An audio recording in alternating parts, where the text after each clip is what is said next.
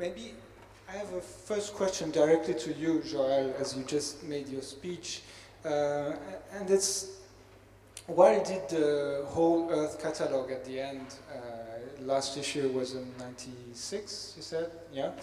Actually, if it's so much influential for internet, if it's a kind of a Google, as Steve Jobs said, why did it actually didn't survive the internet? You said there were many things that became possible of it, and many people that were involved in it that made other things, but the actual catalog, why didn't it continue with the internet?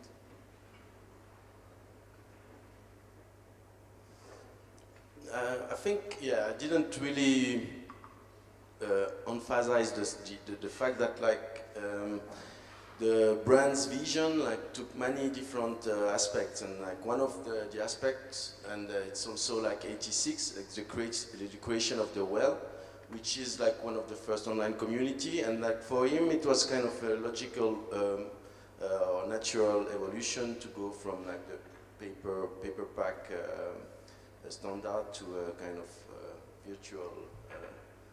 So yeah, there's a lot of stories, and I recommend Fred Turner, Ted or Fred, I never know, Fred Turner's contribution about this specific questions, because he's really explaining also the kind of tension that you get inside the catalog, the way that it was basically also a commercial initiative. It made a lot of money. Brands made a lot of money out of it. So there's a lot of different things that are interrelated, and now we have a kind of a genuine and maybe a genuine way about this kind of era and the way it was managed. But these guys were the Steve Jobs of the 60s, so there is also some, I don't know, it was not a totally genuine perspective. I don't know if it's an answer, but Thank you very much, Joël. Maybe I have also a question for you, Angelo. Maybe a bit a silly question, but you mentioned the fact that you made it in a way to those projects to disconnect from the everyday working routine in a way and try to do it somewhere else. Did you actually have at one point the wild fantasy of going a bit further with the disconnection and actually cut the electricity and the internet and all the rest? It's silly because you wouldn't be here, but is it something, because it's kind of a fantasy that most of people probably here have now, to go sometimes to just cut with all that electronics and way of being always connected? Actually, the first one, where we stayed in the camp on Anafi, there wasn't any electricity. We were in a camp, we were staying in tents, so there was no connection there, definitely. Actually, I was going to the little Wi-Fi cafe restaurant on the island, which was really, really choppy connection, and I was trying to get in touch with remote contributions, or try to upload things, make things happen in a way, because it started as an internet brotherhood. So, but it was like that. And also in Las Posas, exactly the same. We were very, very remotely. There was actually a flash key that I could upload, things from there. So the next one might not even have internet connection. So we will see. Thank you very much. Would Federico or Elisa like to ask a question? Thanks. Yeah, my question goes to Angelo, but I think Joël can also bring some emphasis on that. I'm wondering, why is suddenly the whole Earth catalog becoming such a big reference for probably everyone who's in this room? I know we had this big exhibition in Berlin last year, but there is something that strikes me is about those, there is something that I would call nostalgic aesthetic that I'd like to hear your opinion about, because I see some, formally I can recognize some, a great deal of nostalgia in your approach, but not only in this idea of community building and new age and disconnecting and this idea of going back to nature, which then brings back romanticism, but also just formally I'm interested in how do you build the aesthetic of the eternal internet brotherhood, you know. I think that I recognize something between the different projects you showed us, and I'd like to hear more about how you understand this, because I see it in a very nostalgic way somehow. You can either talk here or in the microphones with you. Very close. Okay, the Whole Earth Catalog, it was really visionary project. It brought this like spontaneity of what technology would happen, and that was like, of course, it was like the Google of the old times. So it was, of course, it's a reference for me as a started as an internet artist. In regards to the other project, of course, also the Italian avant-gardist movement, again, is very, I'm not interested in the 90s or the you know, late O's, when I started actually so much as references. I'm interested in that because they were the real visionary people. So if it happens, the aesthetic, to have some sort of like really direct reference to them, it's okay. But for me, the internet pioneers were these people, not actually the ones in the 90s. Okay? So, I mean, and of course, because this is a project that I'm inviting, I'm some sort of curator of this project, it brings also a lot, so there are also people who have very different aesthetics in this project. Like, for example, Amalia's work is very different from Petra's, but still, you know, these are just references. It doesn't really connect of how this project goes in terms of aesthetics. Thank you. Federica? Sorry, you're going to answer. But like, if I have to add something, I also think that like we kind of sidestep or the 90s generation, and it's also like a kind of I don't know if it's kind of a last try, like to understand what's going on, maybe, because basically, like I was telling it, but when I was working on this question, like back in the mid 90s, Google didn't exist, and I really remember that like the professor like, in the mass communication department, that they didn't know at all what it was about. Like I did a master thesis about that in 96, 99. 98, and so it's kind of like in the communication department, media department.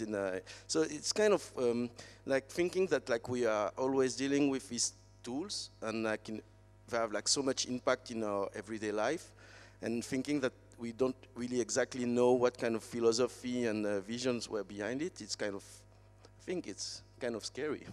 That's a way to little bit try to understand what happened, you know, because it has been really fast, and you know, like yeah, it's Google Earth, it's Facebook, it's all these kind of things that we are dealing with, like who became like so crucial and pivotal in our everyday life, and that we don't really know the origin. So it's a way to understand a little bit more, make sense.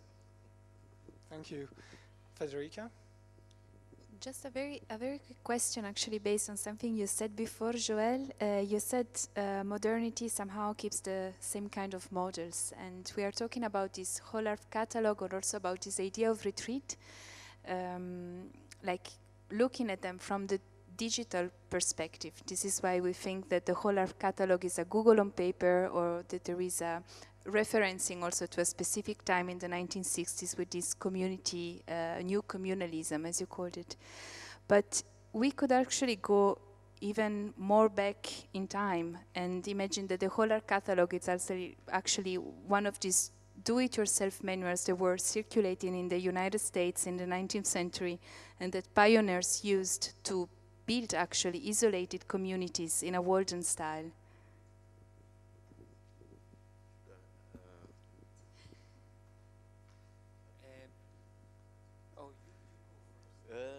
No, but I think No, I'm sure you might be better to answer than me. Honestly, I think it's a good question, but.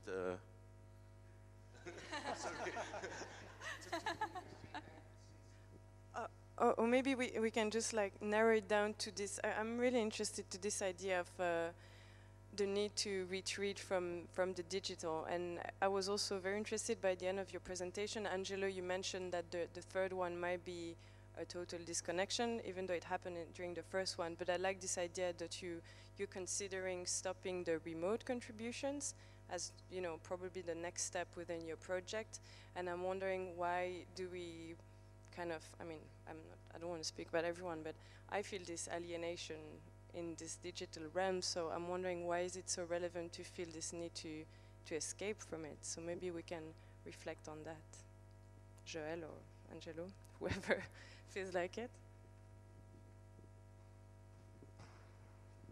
Yeah, it's actually really, it started as this idea to bring people actually to meet like my brothers from the internet who I didn't know, and how it would be we just materialize in a space. So basically it was really great experience, and at the same time now I'm thinking like, you know, all these collective, you know, things that happen also in Greece where I live. It's like we do things collectively now. It doesn't, you know, this like online individualism that there is, you know, I like, okay, I'm just wanna do that, send it, like all these things that somehow really makes me, you know, bored, or it's so predictable. It's just people are just trying to, you know, this collective idea to bring people together in a very remote place.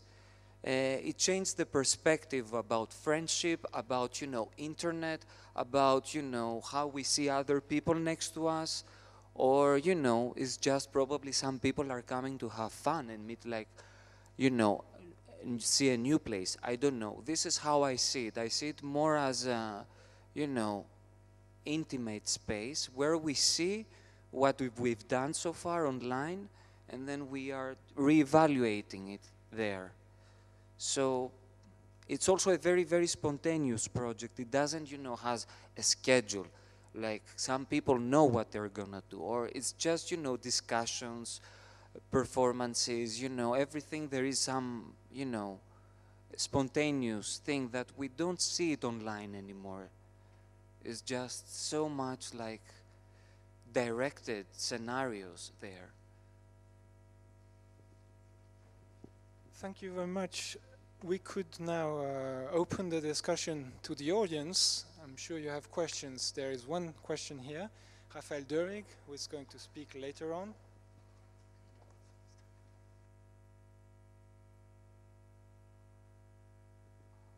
Maybe first a comment. Maybe in the 90s, one of the utopias was to retreat into the digital instead of back to the land in the 60s. And then rather a commonplace, but I'd like to have your opinion on this, that the Whole Earth catalog was a catalog, there were prices. So, and that was also part of its success, that it was counterculture as a niche market, an alternative market, not an alternative to the market, not an alternative to capitalism. And it was not just about the exchange of knowledge. The exchange of knowledge, by the way, is something that works really good on the internet. That's one of the beautiful things about the internet, and where the internet is not just a market. Yeah, I totally agree. I would emphasize more like this kind of commercial aspect, because it's a clever business strategy. I think, like, to think that, like, yeah, there was exactly like some market niches, and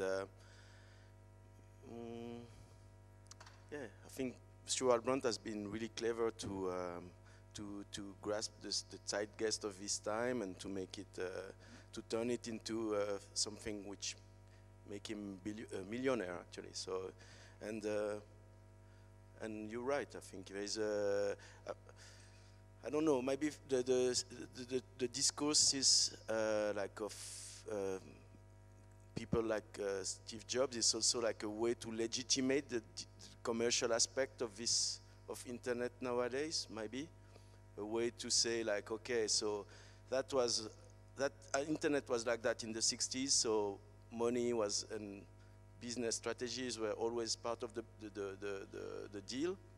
And now let's do it, let's go further, you know, like, that might be also this, it's so technocentric in a way that like, you know, the humanistic aspect like has been a bit lost in the way, I think, you know. Thank you. Another question?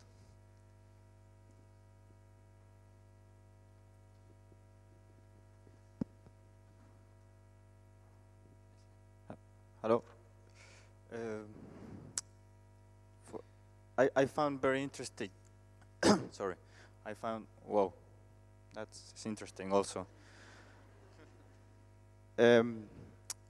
Angelo, you mentioned the notion of the aesthetic point of view in regardless of your work during the 21st century, and also the importance of the so-called avant-garde. So, using those same topics, can you describe or can you imagine, is there such thing as an aesthetic view for the digital art or the new digital media?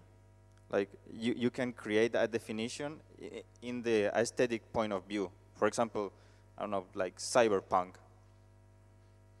Or is that necessary anyway?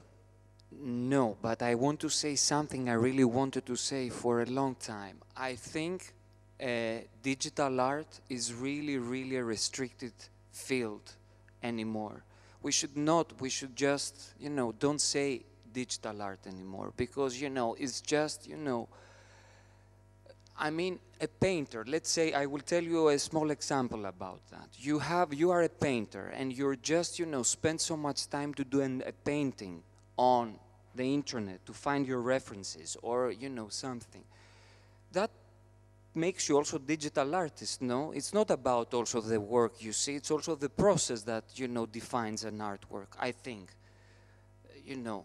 So, in the first place, I think is what defines an artist anymore, it defines it a network and not really the medium, as I could say, is all these kind of things. So in terms of aesthetic, so you are asking me if I envision a specific, I mean now it's very, Yes, there are trends. something like that. There is very much now this like 90s aesthetic of the, you know, cyborgs and, you know, 3D environments. Like it's coming back now, like probably like this magazine or some other, you know, people. So, yeah, of course, art is, there is always, you know, circles of things. Did I answer? Yes, Okay. very well, it's interesting. Thank you. Thank you, Angelo. Of course, these questions are at the very center of this symposium, and it's one of the main issues actually that we are discussing these 2 days. Is there another question? Yes.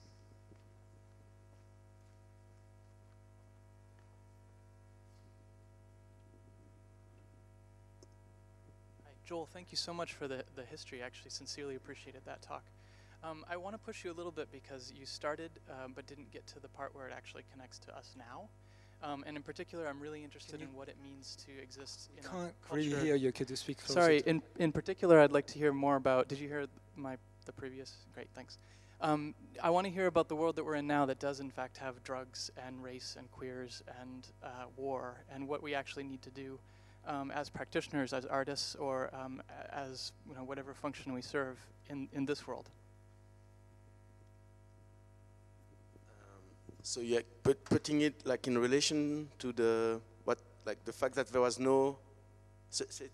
Sorry. So for me, the benefit of actually bringing up brand and bringing up the history of what kind of drove the left coast development of the internet is to actually try to make a connection to what's going on now. So somewhere something changed drastically, right? I mean, There's something that happened in the Silicon Valley, which is radically different now than it was from Brand's vision originally. And Brand, as you pointed out, actually had a kind of utopia which eliminated a lot of human aspects, even though he was arguably a humanist.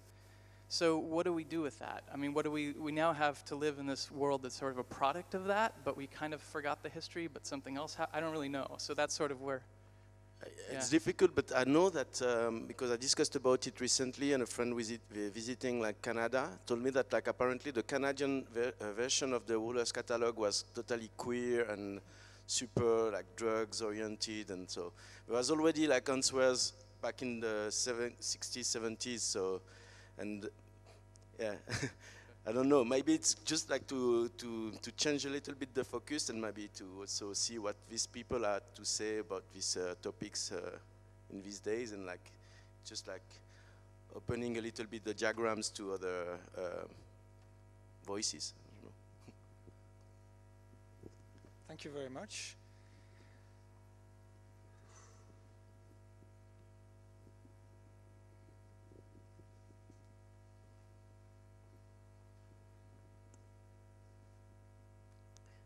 I think I didn't really catch your name, Andrew. Hi, Andrew. I think you're pointing to something that is very interesting. There's actually and I'm going to be talking about this tomorrow, specifically like on a meta level, what's going on, blah, blah, blah. But I was at a tech conference in the US, and there were a lot of people who you will find in the tech debate scene, the internet freedom, all of these discussions. It was interesting because somebody in that kind of, I don't know, quiet think tank somehow said a dirty joke, right? And the conference organizer freaked out and said there's no need to bring in smut into the context. So there seems to be a general anxiety about the body and the physical in that space per se. That's one thing. Then the issues of, okay, how do you understand the world that we're in and how to shape it and how to navigate it? This is another matter. I'm going to be touching on that tomorrow. But two terms I think it's important to maybe look up are complexity and emergence. I think you'll find them quite helpful. So. Thank you very much, Nadia El-Imam, who actually will talk tomorrow at 12. So please come. I'm very happy to see that the participants are also taking part in the discussion, which is also one of the aims of this symposium. Of course, I don't know if you want to add something to what Nadia just said, or tomorrow. Perfect. Is there another question in the audience?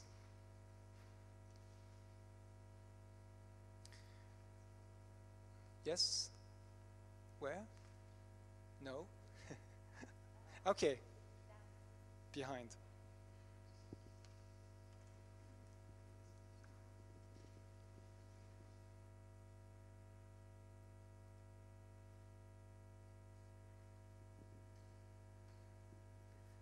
Hi. Is it on? Yep. So I keep having this question since the previous session, and it's just been interesting to connect it to to some of the material you showed, Angelo, and that's actually the image of the circle of the people, the Cavart movement. It strikes me as a kind of parallel to Bruce Sterling's followers on Twitter. You know, so who are actually these followers? In his talk, Juha said that, so now Bruce Sterling, thanks to the internet, has all these... Sorry, can you speak closer to the microphone? Yeah. Thank you. So one person who has 6,000 followers on Twitter has actually the possibility to reach out all these people, which is true, but it's also a very a contested kind of topic, because if we talk about the world impact it has, what is its world impact? Does it have any impact on anybody outside of this small circle of artists who are actually at that time online and following what Bruce Sterling is saying? And don't they already kind of know what he's going to say? Don't we already, and what is the demographic structure of these followers? I mean, have we done studies of Twitter follower structures demographic structures, before we speak about this outreach and about this great impact that this communication can have and can open, because it seems to me that you're rightly presenting this problem of artists meeting on a remote island. Yes, we are there, we are talking to each other, you know? So what is our world impact? And of all this digital, it's a question that I don't think we can really answer, but I think it's important to think about it. If we talk about post-digital, we are all here with pencils. It's really interesting. I'm sure a lot of people tweet right now. No? Yeah. Would you like to answer?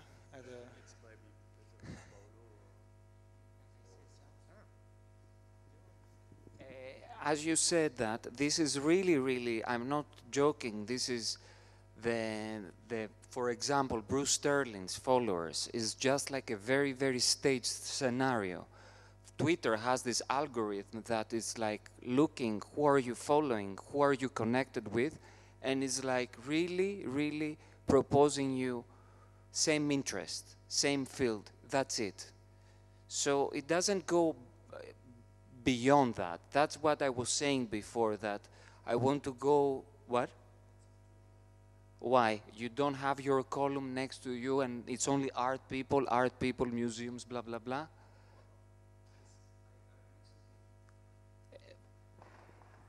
I mentioned the example of James Bridle writing this blog post, and the New Yorker just interviewed him about this today. So it just aired a response on his blog post about the rendition, the failed rendition flight.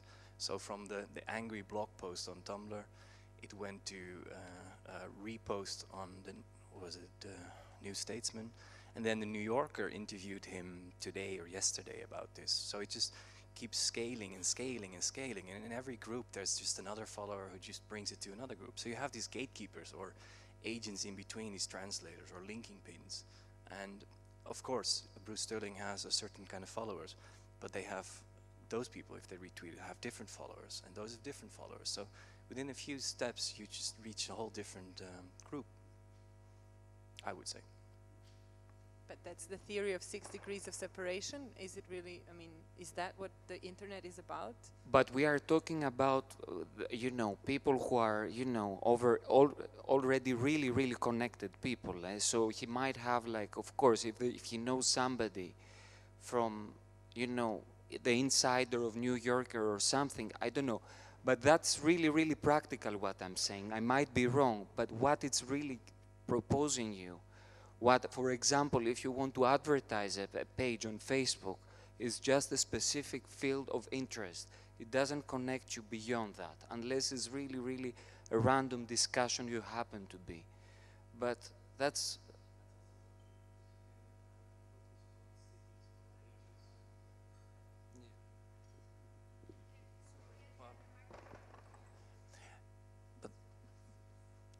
But I tend to disagree with that one as well, because although I understand your point, and I know how these algorithms, or at least I think I know how these algorithms work, but you can also focus on cities or geography or on age groups, or just on different, not on the same kind of people that you know or your friends know. There are just different approaches to this.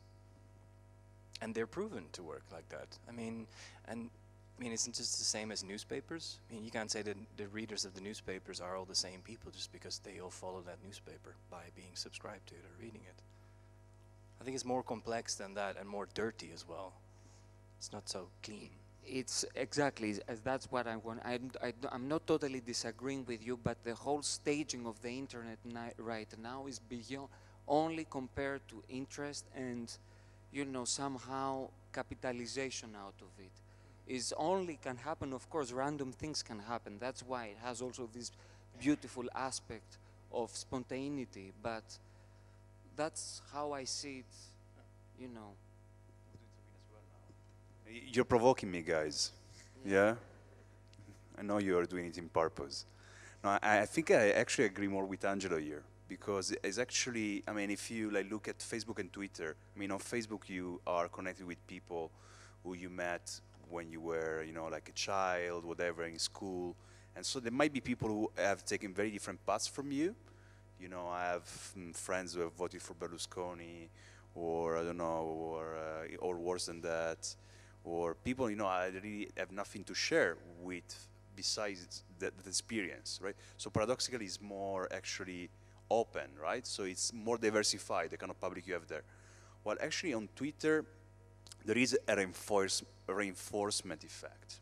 There is a reinforcement effect. I mean, and this thing Angelo says about the algorithm is true. It's amazing. I mean, I reflected a bit about that. When the algorithm that suggests new accounts to follow, it's very much akin to a kind of funneling effect. Yeah, so I'm interested already in social media and activism.